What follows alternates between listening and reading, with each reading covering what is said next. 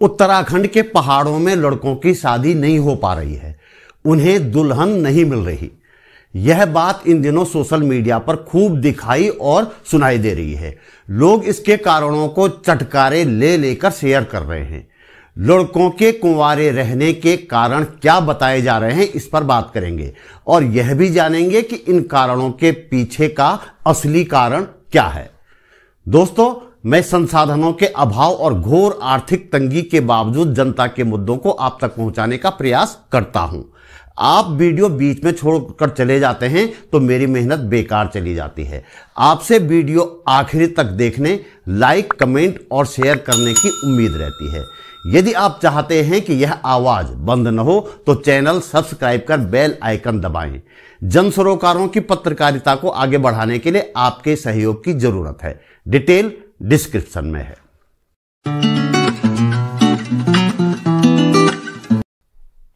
नमस्कार, आप देख रहे हैं सरकार की नहीं सरोकारों की बात बोलेगी। मैं त्रिलोचन भट्ट। सोशल मीडिया कह रहा है और हम खुद भी देख रहे हैं, शादी की उम्र में पहुंच गए पहाड़ों के रहने वाले युवकों को शादी के लिए लड़की नहीं मिल पा रही है। कारण यह है कि जब भी इन लड़कों की शादी की कहीं बात चलती है तो पहला सवाल होता है कि क्या उनका देहरादून या हल्द्वानी में मकान या प्लॉट है। यह जवाब ना में हुआ तो आमतौर पर बात यहीं खत्म हो जाती है। सोशल मीडिया पर लड़की पक्ष की इस शर्त को लेकर तरह तरह की बातें कही जा रही हैं। लड़कियों का मजाक उड़ाया जा रहा है। कहा जा रहा है कि उनके दिमाग आसमान चढ़ गए हैं। अपना घर बेशक किसी डांडे या जंगल के बीच हो, लेकिन शादी उनसे करनी है जिनका देहरादून या हल्द्वानी में मकान हो। सोशल मीडिया पर इस तरह की पोस्ट पर जो कमेंट होते हैं, कभी उन्हें भी गौर से देखना।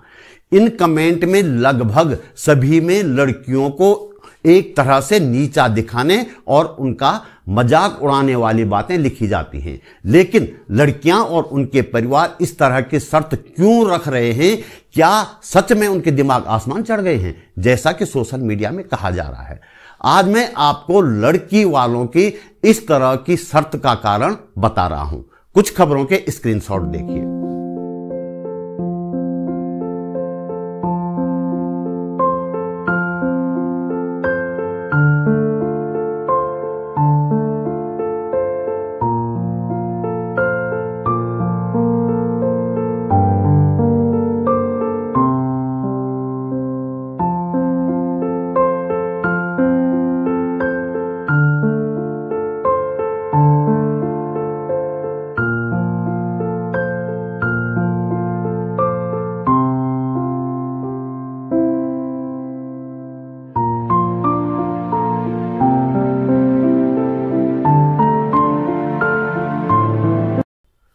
उम्मीद है आपने खबरों पर ध्यान दिया होगा, मोटे तौर पर समझ भी लिया होगा। मैं आपसे और खासकर देहरादून हल्द्वानी में मकान या प्लॉट की शर्त रखने वाली लड़कियों और उनके परिवारों का मजाक उड़ाने वालों से एक सवाल पूछता हूं। कोई भी लड़की क्यों चाहेगी कि वह बच्चा पैदा होते समय बेमौत मरे? आप अपनी बेटी के बारे में सोचिए और फिर बताइए कि आप अपनी बेटी के सामने ऐसी परिस्थितियां पैदा करना चाहेंगे? नहीं ना। लड़की वालों की इस शर्त पर नाक भौं सिकोड़ने से पहले जरा इन आंकड़ों पर भी गौर करें। 1921 तक के आंकड़े मुझे मिल पाए हैं। ये आंकड़े बताते हैं कि 2021 से पहले के 5 सालों में उत्तराखंड में 798, 800 से 2 कम बेटियों की प्रसव से जुड़ी दिक्कतों के कारण मौत हो गई। साल दर साल देखें तो यह आंकड़ा लगातार बढ़ता चला गया है। 2016-17 में 84 बेटियों की मौत हुई। 2017-18 में यह संख्या बढ़कर 172 हो गई और 2018-19 में 180। 2019-20 में यह संख्या मामूली रूप से कम हुई। 175 बेटियों के प्रसव के दौरान मौत के मामले सामने आए। 2020-21 में यह आंकड़ा फिर बढ़ा और यह संख्या 187 हो गई। ऐसी स्थिति में आप कहते हैं कि लड़कियों की देहरादून और हल्द्वानी में मकान की शर्त गलत है, तो आपको चाहिए कि खुद को फिर से टटोलें।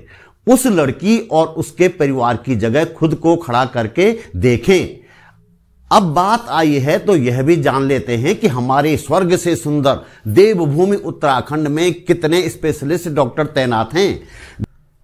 देहरादून स्थित थिंक टैंक एसडीसी फाउंडेशन ने अप्रैल 2021 में राज्य में स्पेशलिस्ट डॉक्टरों की उपलब्धता की जानकारी राज्य के स्वास्थ्य और परिवार कल्याण विभाग से मांगी थी। यह रिपोर्ट कहती है कि राज्य में स्त्री रोग विशेषज्ञ की जितनी पोस्ट स्वीकृत हैं उनमें से केवल 36% पदों पर ही नियुक्तियां हुई हैं। यहां दो बातें ध्यान देने योग्य हैं। पहली बात, स्पेशलिस्ट डॉक्टरों की नियुक्ति के मामले में 2021 के बाद की स्थिति में कोई बहुत बड़ा बदलाव नहीं आया है। और दूसरी बात, ये जो स्वीकृत पद है ना, ये कई दशक पहले की जनसंख्या के आधार पर स्वीकृत किए गए हैं। विश्व स्वास्थ्य संगठन के पैरामीटर्स पर परखें तो स्वीकृत पदों की संख्या इससे कम से कम 3 गुना ज्यादा होनी चाहिए। एसडीसी फाउंडेशन ने स्वास्थ्य एवं परिवार कल्याण विभाग द्वारा दी गई सूचना के आधार पर अप्रैल 2021 में स्टेटस ऑफ स्पेशलिस्ट डॉक्टर्स इन उत्तराखंड 2021 नाम से 2 रिपोर्ट जारी की थी। ये रिपोर्ट कहती है कि राज्य में स्पेशलिस्ट डॉक्टरों के 1147 स्वीकृत पदों में से मात्र 493 पर ही नियुक्तियां हुई हैं, बाकी 654 पद खाली हैं। देहरादून में सबसे ज्यादा स्पेशलिस्ट डॉक्टर हैं, यहां 92% स्पेशलिस्ट डॉक्टर हैं। देहरादून में तो होना ही है भाई। नेताओं के सभी चहेतों को देहरादून चाहिए, और नेताओं का चहेता कैसे बना जाता है ये तो आप जानते ही हैं। डॉक्टरों की जिलावार संख्या भी देख लीजिए। एसडीसी फाउंडेशन की रिपोर्ट बताती है कि चमोली में विशेषज्ञ डॉक्टरों के 62 पद स्वीकृत हैं, 62, लेकिन इनमें से केवल 17 पदों पर ही नियुक्तियां हुई हैं। पौड़ी जिले में विशेषज्ञ डॉक्टरों के स्वीकृत 152 पदों में से मात्र 42 पदों पर नियुक्ति की गई है। अल्मोड़ा में विशेषज्ञ डॉक्टरों के स्वीकृत 127 पदों में से केवल 49 विशेषज्ञ डॉक्टर काम कर रहे हैं। पिथौरागढ़ जिले में स्वीकृत 59 में से केवल 22 विशेषज्ञ डॉक्टर नियुक्त हैं। बात गर्भवती महिलाओं की चल रही है तो एक नजर जरा उत्तराखंड में गायनी यानी कि महिला रोग विशेषज्ञ डॉक्टरों की स्थिति पर भी डालते हैं। स्वास्थ्य और पर्यावरण जैसे मुद्दों पर बात करने वाली पत्रिका डाउन टू अर्थ के पोर्टल पर मुझे वर्षा सिंह का एक लेख मिला। इस लेख में राज्य में स्त्री रोग विशेषज्ञों की उपलब्धता का आंकड़ा बताया गया है। आंकड़े फिर से 2021 के हैं। लेख कहता है कि चमोली जिले में गायनी के 9 पद स्वीकृत हैं। फिर कह रहा हूं, कई दशक पहले की जनसंख्या के आधार पर ये पद स्वीकृत हैं। 9 में से सिर्फ 1 स्त्री रोग विशेषज्ञ नियुक्त है चमोली में। जी हां, बिल्कुल ठीक सुना आपने, पूरे चमोली जिले में सिर्फ 1 स्त्री रोग विशेषज्ञ है। कल्पना कीजिए, किसी बेटी को प्रसव के लिए अस्पताल ले जाया जाए, उसकी हालत लगातार बिगड़ रही हो और गायनी उस दिन छुट्टी पर हो, तब क्या होगा? वही होगा जिसके डर से बेटियां देहरादून या हल्द्वानी में मकान की शर्त रख रही हैं शादी के लिए। टिहरी जिले की बात करें तो यहां गायनी के 15 पद स्वीकृत हैं और नियुक्त हैं 2। बागेश्वर में 5 पद हैं और नियुक्ति 1 पर। पौड़ी में 22 पदों में से नियुक्ति सिर्फ 4 पर। बाकी सभी जिलों में भी कमोबेश यही हालत है, लेकिन देहरादून की स्थिति पूरी तरह अलग है। टेम्परेरी राजधानी वाले इस जिले में गायनी के 15 पद स्वीकृत हैं और सभी पदों पर नियुक्ति हैं। देहरादून और हल्द्वानी में सरकारी के साथ दर्जनों प्राइवेट अस्पताल भी हैं प्रसूति सुविधाओं के साथ। ऐसे में भला कोई बेटी और उसके माता पिता देहरादून या हल्द्वानी में मकान की शर्त क्यों नहीं रखें? दरअसल हुआ ये कि देहरादून और हल्द्वानी में प्लॉट या मकान की शर्त रख रही ये बेटियां जब 8, 10 या 12, 14 साल की थी तब देश में महामानव अवतरित हो चुके थे।